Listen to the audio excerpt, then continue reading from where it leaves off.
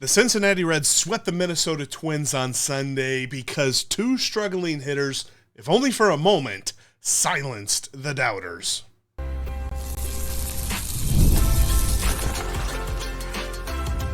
You are Locked On Reds, your daily Cincinnati Reds podcast, part of the Locked On Podcast Network, your team every day.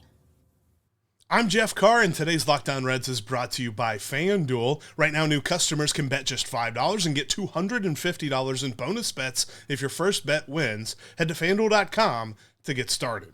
Later on in today's show, it's been 20 years since the Reds have started off this hot, but I'm going to tell you why this year's team is in much better shape. In just a few minutes, I'll tell you the one thing keeping the Reds bullpen from perfection. But we'll begin with the two unsung heroes from Sunday, because there are two guys in this Reds lineup right now. There's a couple of guys, really. I mean, Brian Hayes, Matt McLean, a bunch of guys that everybody knows what they know about these guys, and they're ready to bench them. You know, there's a list of guys. You got to bench him, got to bench him, got to bench him. I think if Reds fans had their way, the Reds would play with like four guys every day. But when it comes to the two guys that really led to the dub in Minnesota to finish out the sweep, it was all about TJ Friedl and Rece Hinds and their bats. Two guys who are firmly on the bench him list. And if only for a day, they were the difference in a win. I think it's funny because it's not just Reds fans, it's every fan base in baseball. Baseball suffers from something that no other sport suffers from. And that is the fact that their season is so much longer than any other sport. And so for us to try to take a small sample of the season and say we know exactly what this player is based on a performance of that small sample size is wrong. Baseball requires patience when you're understanding and evaluating players. And TJ Friedl and Rece Hinds are perfect examples of that. Let's start with TJ Friedl, because I talked about him last week as being the most concerning bat in this lineup, and he continues to be. One game does not completely erase all of the concerns that we have about him, but he's beginning to dig his way out of the blues cellar when it comes to the quality of contact and all that stuff that's over on Statcast. Remember, I mentioned this the other day where I said, you know, when it comes to Baseball Savant, there's red and there's blue, and you want more red than blue, and all of TJ Friedl's Statcast is blue right now. And so that needs to improve. And while it's still blue, he's improving. He still has a long way to go. But we're starting to see some things jump up a little bit. I mean, the hit that he had, the bases clearing double to give the Reds the lead in the top of the ninth inning, was such a key hit for him in many different ways. He is keeping the ball on the ground far too much this year. Lots and lots of ground outs. He is also not hitting the ball very hard this year. That was a hard hit. It was a very nice line drive into the gap. Easy double for him, clearing everybody on base. Bases were loaded at the time, giving the Reds the lead. So much of this was off character from what he's done to this point. And it's only been 22 games, so you're not going to go too crazy about what you know about a guy. But everybody was jumping ship. They were done. There was nobody on that TJ Friedl bandwagon before that hit. Now there's a couple of people that are starting to come back, and they're saying, you know what? Let's wait on it a little bit. Let's see what he's got.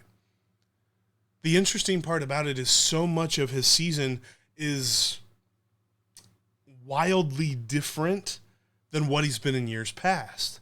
For instance, the pitch recognition thing for me is something that I find very odd about how he is approaching at bats. And maybe it's because he's pressing. Maybe it's because he is trying to, you know, get 12 hits with one swing or, you know, whatever it might be.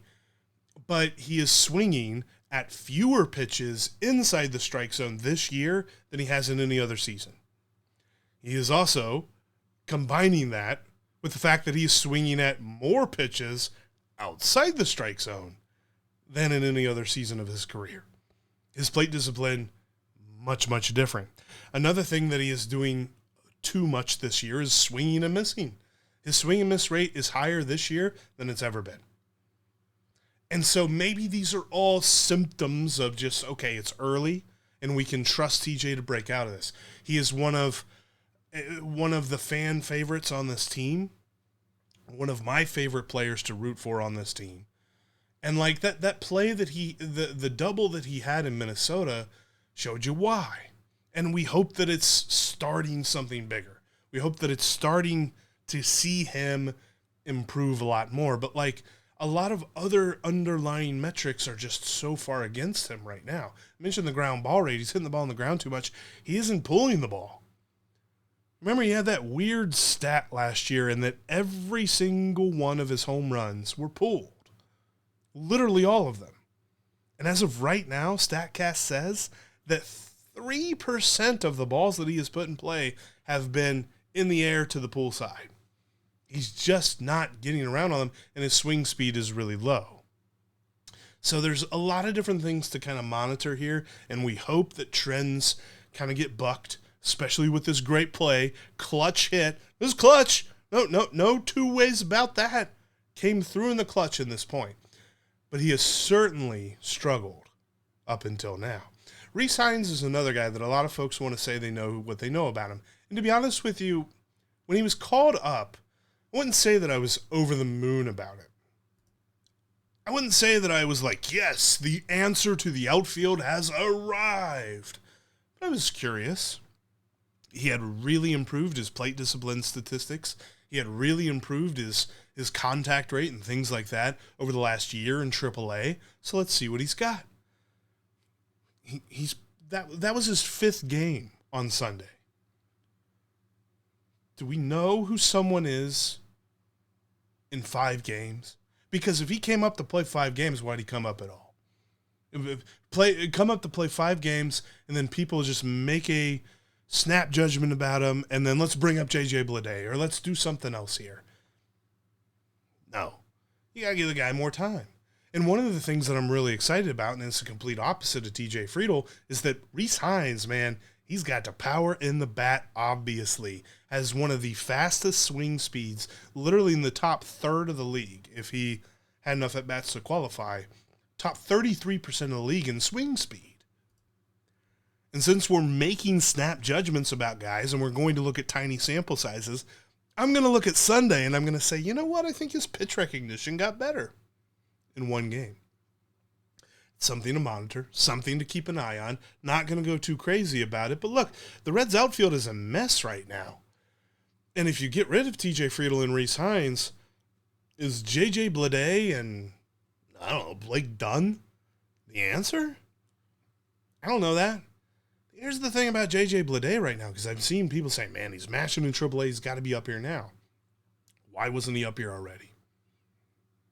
He couldn't crack the opening day roster when the Reds clearly didn't have a long leash on Noelvi Marte. And he couldn't get the first call up from AAA because that was Rece Hinds. So there's not really an answer on this team right now. So somebody's got to prove it. Somebody's got to show it. Why not the guys who are here? And TJ Friedl and Rece Hinds both coming through in the clutch. Rece Hinds, while his double didn't like give the Reds the lead because that crazy play in Minnesota's bad defense and the ground ball, Eugenio Suarez, where I think it touched like 3 different guys for the Twins. But even the right fielder backing up the mess that was the infielder had a hard time picking the ball up. Elly De La Cruz understood it all, took advantage of it all, and scored from second on a ground ball that barely made it into right field and gave the Reds the 5-4 lead there in the top of the 10th. Rece Hinds came up and gave the dagger to the Twins with that double. And the fact that we just haven't seen him get around on a pitch like that yet, and he's been striking out on fastballs inside the zone looking, not swinging and missing, but looking, and swinging at a lot of bad pitches outside the zone. He stopped doing that on Sunday, and he got a hit. Let's see if he can build that into something more, because I think we just need to have patience right now with the outfield. That's the only answer. Unless the Reds go trade for somebody, which quite frankly is the better answer than just waiting, we just got to wait. That's kind of where we are. Coming up next, the Reds bullpen might be the greatest strength of the team at the moment, but there is one major question mark with its most expensive pitcher. The NBA playoffs are here, where every possession matters, every matchup is magnified, and every game can swing a series. And right now, FanDuel is giving new customers a great way to get in on the action. Here's what I love about it. You can bet just $5 and get $250 in bonus bets if your first bet wins. And you can check out Reds action each and every day. I feel like Ellie De La Cruz, man, he is going super well. Just haven't really seen him get the legs going. Of course, the Ellie parlay. It's for Ellie to get 2+ total bases, score 1+ runs, and get 1+ stolen bases. That's something that I'm going to be looking for as the summer heats up. Plus, you can check out so many great NBA lines and more. It makes the experience of the NBA playoffs and it makes the experience of daily baseball that much more engaging from start to finish. Head on over to FanDuel.com to get started. Again, your first $5 bet that wins gets you $250 in bonus bets. FanDuel, play your game. Thank you for making Locked On Reds part of your day and part of your everyday plan, hopefully, and make us your first listen each and every day. And thank you for helping make Locked On the #1 sports podcast network in the country. You know what? You already make us your team every day. Now take it up a notch and go ad-free. Join the Everydayer Club. Go to lockedonreds.supercast.com. Link is also in the description of today's episode. And join the Everydayer Club. It's $5 a month, $50 for the whole year. Again, ad-free podcasts, and you get access to a group chat that includes all of the Locked On MLB hosts, all the Locked On MLB fans. You talk some trash with some Twins fans. Although, let's be fair, they don't need a whole lot of trash talk to them. Their front office did all the trash talking they can handle last trade deadline, and they're rebuilding. That's very, very clear. Because when the Reds got into their bullpen, they won. Period. Plain and simple. Because the Reds bullpen is awesome, and the Twins bullpen isn't. But the Reds bullpen could be perfect, if not for how Emilio Pagán has begun the season. Look, I like Emilio Pagán a lot. It's easy to root for him, and I got the chance to meet the guy who does like his theme song and all that stuff at Bristol last year. It was pretty fun to see. Appreciate you for saying hi, by the way. But when it comes to what the Reds need out of him, they have him as their closer right now. And as much as Steve and I like to talk about, by the way, Steve will be back next on the next podcast. He just work schedule didn't quite line up with me today, so I'm solo. But Emilio Pagán just hasn't quite started out the season that great. And I found this intriguing because, look, he blew the lead on Sunday. Thankfully, he did not lose the game. He just, it was a tie game. They went into extras, and then the Reds got the dub. But that was his second blown save of the season. He only blew 6 saves all of last year. And looking at how he pitched on Sunday, it's not all that different from how he's been pitching in most of his appearances. His last appearance, I believe it was against the Marlins. Against the Giants, was amazing. And that looked more like the Emilio Pagán that we hope to see for the majority of this season. This outing was more of what we've seen for most of the beginning of the year, and that is threw the fastball a lot. Kept it in the fat part of the plate a lot, and it got hit, but it didn't get clobbered. He got lucky, I think. Firstly, he got lucky because he's facing a Twins lineup that is just bad. Look, the Twins had a nice start to the season. They're going to have a really long season. And it was good that the Reds swept them. But if Emilio Pagán is throwing that fastball against the Cubs, the Brewers, God forbid the Dodgers, those balls are going to go a lot farther. And they're not staying in the ballpark. Because those fastballs were catching a lot of the plate, and they were slow. His average fastball velocity on Sunday was a full mile an hour slower than what it was last year. And in fact, all this season, he's been a full mile an hour slower than he was all last year. Now, part of that is calculated. And this was an interesting thing that John Sadak and Barry Larkin talked about a couple of days ago during the Giants series. And they were referring to both Pagán and Tony Santillan. that they both had committed to this plan to begin 2026 kind of ramping up their velocity, not starting at 100%. And while I will say for the long run, I like that idea, it's working a whole lot better for Tony Santillan than it is for Emilio Pagán. Tony Santillan's off speed and his slider, namely, is just still so devastating because it moves so much. As of right now, Emilio Pagán's secondary pitch, his splitter, kind of getting clobbered. In fact, opponents are hitting 375 against his splitter right now. Now, last year, opponents hit $121 against his splitter.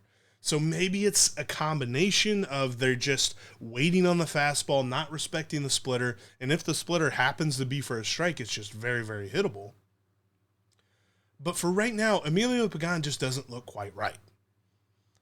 I'm hoping that this is a, you know what, it's early, let's get this figured out, but he's also not keeping the ball on the ground. Like, he's not missing bats, and he's not missing barrels either. Guys are hitting the ball pretty hard against him, and they're keeping it in the air. Because right now he has the lowest ground ball rate of his career and the highest pull air rate. We talked about it with TJ Friedl, where he's not getting around on the ball and pulling the ball in the air a whole lot. Everybody is hitting the ball in the air and pulling it, which means that they are getting around on it and getting a lot of power on it. And they're pulling it against Emilio Pagán. So, you know, I think this could be a patience thing. But here's the other problem. And, okay, so I said that there's one thing that's keeping the Reds bullpen from being perfect. There's two. It's probably more than two. It's not a perfect. Nothing's perfect in life. I get that. But the Reds bullpen's been really good. But the Reds bullpen is not a patient place. Because the Reds are winning right now because of their bullpen, but there is a little bit of luck involved with this. Hear me out. Look, the Reds bullpen leads the major leagues in ERA. That's what everybody's talking about right now. Look closer at the statistics. We always talk about when it comes to relief pitching, ERA is not the end-all, be-all. You got to look at strikeout rate, walk rate, things like that, like quality contact, all that other stuff. As of right now, their fielding independent pitching, their FIP, is a 1.5 higher than their ERA. Their FIP is at 3.8. So it suggests that the bullpen's been a little bit lucky. That's still a good FIP, and I'll still take that FIP all year. But as it stands right now, I don't want to say that I believe that the Reds will end the year with the best ERA in baseball for their bullpen, because there's some other things to worry about. Because as of right now, there are only 4 teams in Major League Baseball that have higher walk rates than the Reds bullpen does. And there's only one team in Major League Baseball that has a luckier batting average on balls in play. That's a stat that I talk about a lot, and I know I get shouted out for it sometimes on like radio shows and stuff like that. And I understand that, you know, and probably get a trend at this point talking about this stat. But whatever, I think it works because you can talk about how lucky a team is. You can talk about how lucky a guy is. Maybe that means that things are going to change for them. Hopefully their luck holds. But as of right now, the Reds are the second luckiest team in all of Major League Baseball with the second lowest BABIP for their bullpen. There's also one other thing that to talk about the luck, their homer to fly ball ratio. So when they give up a fly ball, how many times is that fly ball turning into a home run? It's right now at 5%. League average is around 13 or 14%. That could come up. That could just be a, look, we're getting a lot of good pop-ups here, so that's okay too, but that could probably come up at some point. So all of this to be said, this could, I don't know that it comes crashing down on the Reds, but keep in mind that luck is involved with where the Reds are right now. I'm super stoked with how things have started, and talking about the batting average on balls in play, my dude Tony Santillan is actually a big beneficiary of that. The BABIP against Tony Santillan right now is $150. League average is around 290 to 300. That's really lucky. So just keep that all in mind if we start to see the bullpen falter a little bit. But the thing about it is, and we'll talk about this in just a minute, the Reds are still in a great spot. The Reds just need to be careful. The bullpen needs to be a little bit careful because their best pitcher is the one that's struggling the most, and they're kind of getting a little bit lucky. But coming up next, I'll tell you why this Reds team has put together the best start in 20 years. And I'm going to tell you why this Reds team is in a much better spot than their counterparts from 20 years ago.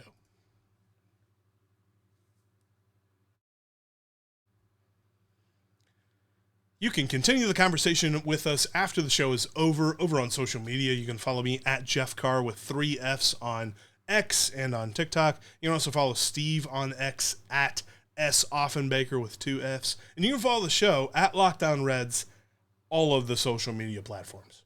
All of them. Look up Locked On Reds. All right, so we talked about it's been talked about on the broadcast that this start, 14-8, is the best start in 20 years, which sounds phenomenal until you go back and you look at the 2006 Reds and you're like, okay, the 2006 Reds were 15-7 in 22 games, and they finished the year under 500. So hopefully this team compares favorably to them, right? Right. I'm going to tell you why that's the case, because the Reds are in a much better spot this year than they were back then. Let's look back at 2006, all right? Like I said, 15-7 in their first 22 games. The Reds, in their first 35 games, were 23-12. They actually had a really good start, even into May. And then they still finished at 80-82. The biggest reason why? Their lineup began the year on fire. But they weren't that good, because everything came crashing down. For the first 22 games of the season, the Reds lineup had an OPS plus of 111. They were 11 points better than, they were 11% better than league average. They finished the year with a 93 OPS plus. So, as it was all said and done through the 162, they were 7% below league average, but that was an 18% drop from where they were in the first 22 games. So there was smoke and mirrors with the lineup. The other part of it was they weren't that good of a pitching team. If you can remember anyone else in the starting rotation from 2006 without looking it up, other than Bronson Arroyo and Aaron Harang, you get a gold star for the day. I don't know how to give you the gold star, but you get a gold star because, boy, there were some names back then. And the Reds, outside of Harang and Arroyo, just didn't pitch. I mean, they pitched okay. Like, their first 22 games, they had a team ERA of over 5. And by the end of the year, they had worked that down to 4.51. They were just better than league average when it came to ERA. But they weren't that good of a pitching staff. But their pitching was much better than their lineup. Their lineup just cratered. That year, by the way, was the year that Bronson Arroyo joined the franchise. The big Willie Mo Pena trade, right? Bronson Arroyo comes over. Both he and Aaron Harang, who, of course, is going to go into the Reds Hall of Fame here this weekend, just had phenomenal years. Bronson Arroyo's WAR was over 6, according to Baseball Reference. And like I always say, Baseball Reference, when they calculate WAR, it has more to do with win probability added. So it really is a lot better at looking back than looking ahead. But he had a 6.8 WAR. Aaron Harang, I think, was at 5.8. So between those two dudes, you're talking about over 12 WAR between two pitchers. And then the rest of the staff, I think, had like a collective like 0.5 WAR. It was ridiculous. I mean, we're talking about, if you remember those days, that was David Weathers closing. There was a little bit of Eddie Guardado mixed in there. This was that same year, by the way. Yes, they got Bronson Arroyo. They also got Brandon Phillips. And they traded Austin Kearns and Felipe Lopez to the Nationals for Bill Bray, Gary Majeski, and Royce Clayton. Fun memories, right? Fun memories. They were really active in trades back then. Win Kripke's first year, man, he was wheeling and dealing. But ultimately, that team fell short. This team won't. This team has a much better pitching staff, 1 through 5, and they don't even have their 1 and 2. So, like, imagine for a minute the 2006 Reds had this start without Harang and Arroyo.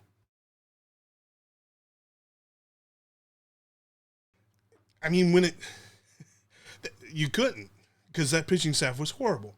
This Reds pitching staff is much better. The bullpen is much better. And the fact that the Reds are able to do this, and I saw this go across the wire last night, the fact that the Reds are 14-8, and they're like at the bottom of the league in a lot of different batting statistics, just gives me a ton of hope, because I don't think they're finishing at that spot. Like, look, you can be a negative Nelly and tell me that you think that this is really how bad Matt McLain really is at hitting. He's still getting on base a third of the time, by the way. But you can tell me that you really think that this is how bad this Reds lineup's going to be, and I think you're crazy. This Reds lineup's going to get better. It's not going to be like the best lineup in the world, but it's certainly going to be better than league average. And with that kind of a big jump, included with this pitching staff, I certainly believe that everything we told you leading into the season, the designs that we have for this Reds team on competing for the division, possibly winning the division, maybe even advancing in the playoffs, they are absolutely within reach. Because the Reds are doing this without their two best pitchers. The Reds are doing this without their big breakout guys really breaking out. Tyler Stevenson and Matt McLain have just not done that yet. TJ Friedl, as we talked about him earlier on the show, hopefully the clutch hit there on Sunday ignites something for him, because he needs to be ignited. That was his first extra base hit of the season, and he's still batting $150. And so there's a lot of this team that we have not seen their best baseball yet.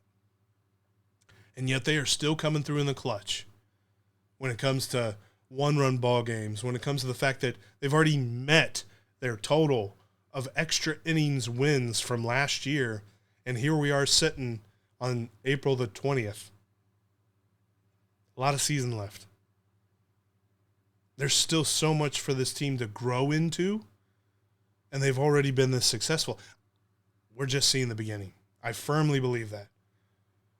And we're going to see it continue to get even better. Because I did that while I was watching the game on Sunday. I was like, man, best start since 2006. Don't remember 2006 being a good year. So why did they start so well? It's because they were out over their skids with their lineup. And their pitching wasn't that good. But they were able to out-hit their pitching deficiencies early, and they weren't able to do it for very much longer. Like I said, they get up to May 11th with a good record, and they still somehow end the season under 500. It's because early on they were reliant on a lineup that wasn't as good as it was showing. There is no Reds fan alive right now that has watched this team to this point and is saying that it's relying on its lineup.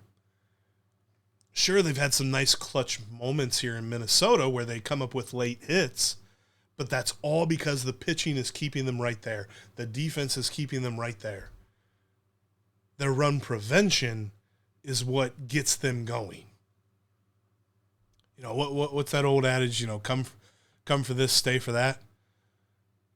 When you're looking at the Cincinnati Reds, you come to the ballpark to see Ellie and Sal, you stay for the pitching.